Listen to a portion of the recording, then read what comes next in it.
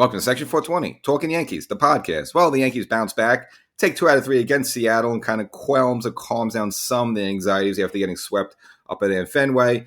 Taking 2 out of 3, and they continue his homestand. Will now host the Texas Rangers. Pretty hard-hitting team there, so again, it's going to be a formidable matchup for the Yankees. So we'll get into all that. Before we do, make sure you subscribe to the podcast, crush it, like it, subscribe, follow. So your first time listening or you're a long-time listener, you yet have to subscribe to this. There's got to be a button around there somewhere that says something like subscribe, follow, that. Something in that neighborhood, hit that and get notified when new content comes along. So, now I mentioned in the previous episode, Hal Steinbrenner and Cashman and Boone had to make the rounds after getting swept up in Fenway and kind of, why is everybody panicking? Why is everybody booing my players and all that stuff? So, kind of got into the previous episode with Hal, so I'm not going to really beat that to death. But again, fans are concerned. You just got swept up in Fenway there, and that's after losing 2 out of 3 the previous weekend.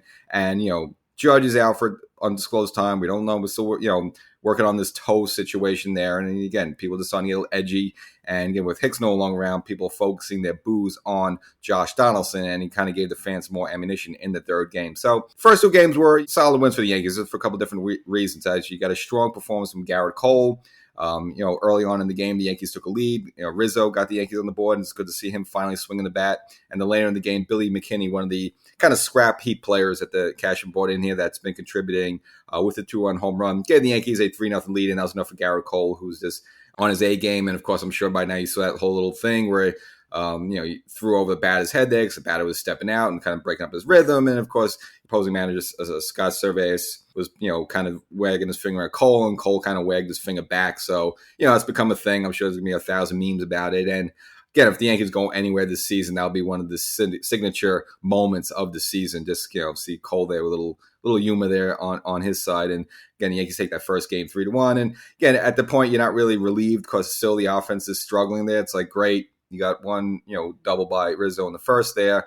And then Billy McKinney, kind of a guy you're not expecting him to run home run. Again, great, you'll take it. But other than that, nothing from the offense. So, if you don't get a strong start from Cole there, then maybe you don't win that game and you just kind of up the same avenue there. But nevertheless, you'll take the win, stop the bleeding at that point, stop the 4-game losing streak. Now, the second game, I would say was probably even more satisfying just because, it was Johnny Brito who they brought up because Randy Vasquez just wasn't lined up with his workload. So they bring up Brito. Now, again, Brito was okay, impressive a little bit early on. He kind of faded out a little bit. Supposedly they sent him back down to the minors. He worked on a couple things, and he had quite an impressive start. And it was not that he was impressive, but who he went up against, Luis Castillo.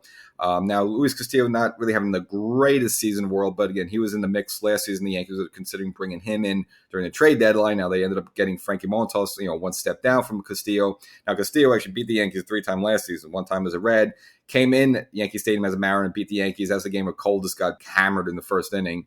And then there was a game at Seattle. Actually, Cole and Castillo locked up in a pitcher's duel. It was like a 0-0 game. That was a game the Yankees ended up losing like an extra innings by like 1-0 or something like that. So, again, the Yankees haven't been able to get to Castillo. They do get to Castillo in this game.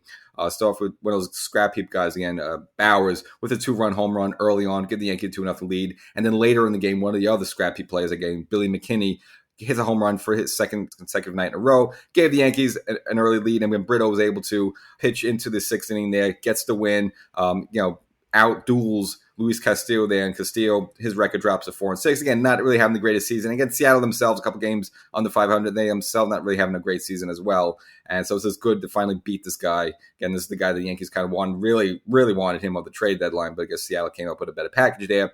And the Yankees take the first 2 games, and you finally got a series win, and again, calms everyone down. Again, before that, Brian Cashman had to make the rounds, doing the interviews, so tried to calm the fan base down. Hal Steinbrenner went on the Michael Kay show. He's trying to calm the fans down. Again, they had to make the rounds, and then you just happy just to get a series win. It's not really impressive against Seattle, but still you'll take it just because you have to get back into the winning ways. Now, the last game was just an absolute disaster. Domingo Germán, who's, you got to say, he's really fallen to the hole. Now, he got destroyed in his last start against Boston. You figure, all right, he was pitching good at that point.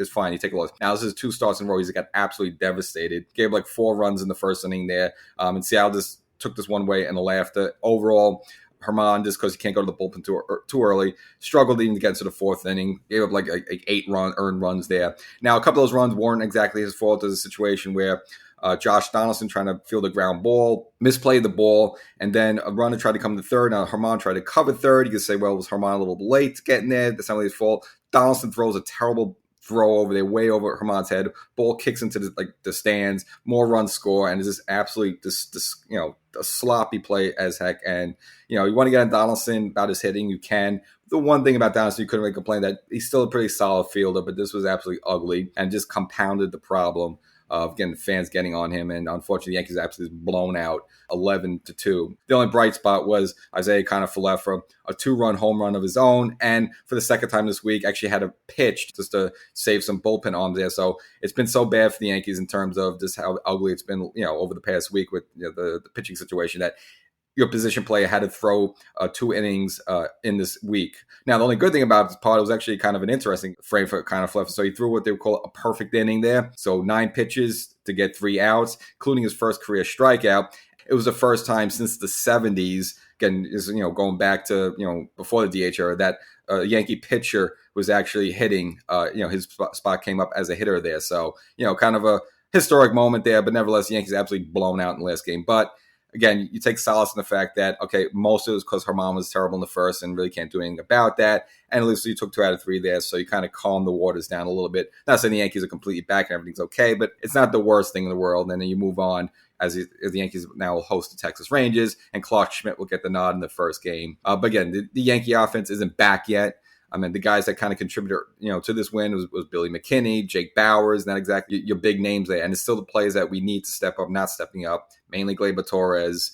Rizzo needs to pick it up a little bit more. I'm not going to get on him yet because, again, early on the season has been really good. Since that neck injury with the Fernando Tatis collision at first base, hasn't been quite the same, but you like to see him, at least get, that big double in the first game. This get the Yankees on the board. He needs to step up as well as Gleyber Torres and DJ LeMayo. Those need to be the 4 until Judge gets back. Now, Judge, they gave him the second shot in his toe, and he's doing this kicking his feet in the pool there, and they say the toe's shrinking down a little bit. Still no timetable when he's coming back, but it can't just be Judge is out and no one scores runs. They got the offense still collectively. They all need to pick it up around him. So even though yes, he's the MVP, but there's still plenty of talent there where the Yankees could score more than 3 or 4 runs. So this is kind of what's ailing the Yankee department right now. Only I guess the bright spots is the bullpen has been pretty good.